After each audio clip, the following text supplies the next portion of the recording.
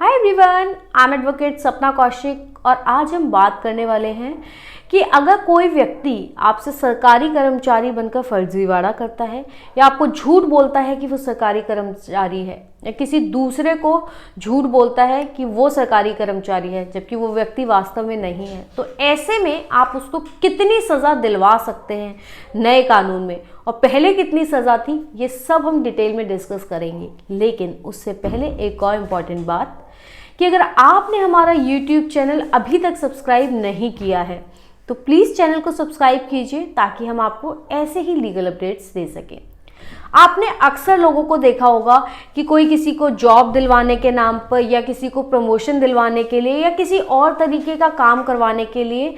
अक्सर ये बता देते हैं कि मैं फला दफ्तर में सरकारी कर्मचारी हूँ या मेरा जानने वाला है वो इतनी बड़ी पोस्ट पे है, वो सरकारी कर्मचारी है, जबकि वास्तव में ऐसा कुछ नहीं होता और इस नाम पर आपके साथ फर्जीवाड़ा कर लिया जाता है। तो ऐसे में आईपीसी के सेक्शन 170 में, यानी कि सेक्शन 170 आईपीसी का ये कहता था कि अगर कोई भी व्यक्ति जो कि सरकारी कर्मचारी नहीं है और वो ये कहता है कि मैं सरकारी कर्मचारी हूँ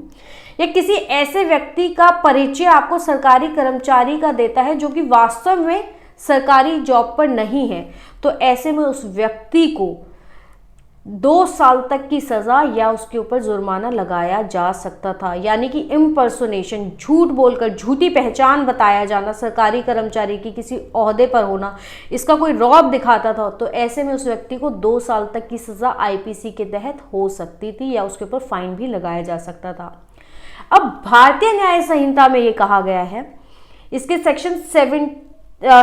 204 में ये कहा गया है कि कोई भी व्यक्ति इम्पर्सोनेशन करता है कि वो गवर्नमेंट एम्प्लॉय है, सरकारी कर्मचारी है, जबकि वो वास्तव में नहीं है, झूठी पहचान देता है या किसी दूसरे का झूठा परिचय देता है और उस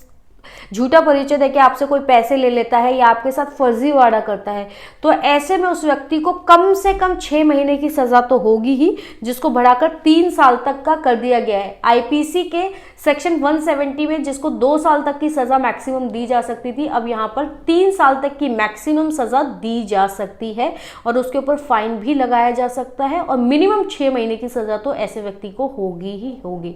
अगर आपके साथ अब कोई सरकारी कर्मचारी बनकर धोखाधड़ी करता है, फर्जीवाड़ा करता है, तो उसे अब 3 साल तक की सज़ा हो सकती है। आई होप आपको वीडियो अच्छा लगा हो। आप किन और मुद्दों पर हमें वीडियोस चाहते हैं प्लीज़ कमेंट सेक्शन में बताइए। धन्यवाद।